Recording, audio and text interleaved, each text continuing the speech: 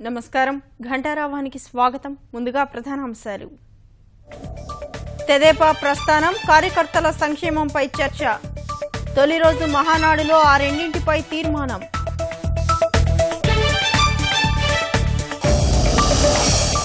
రాష్ట్ర ప్రయోజనాల్లో రాజీ పడబోమన్న చంద్రబాబు కాసేపట్లో విభజన హామీలపై మహానాడులో తీర్మానం విజయవాడలో విద్యార్థి ఆత్మహత్యపై వివాదం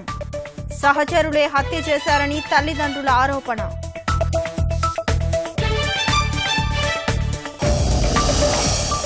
అభివృద్ధిలో ఈశాన్యం ఆదర్శం కావాలి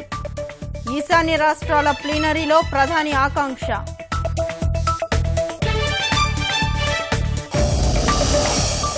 దేశంలోని జలాశయాల్లో అడుగంటిన జలాలు 91 ప్రాజెక్టుల్లో 17% మాత్రమే నీటి నిల్వలు చైనాలో అదుపు తప్పి దూసుకెళ్లిన ట్రక్ ఒకదానికొకటి ఢీకొన్న 17 వాహనాలు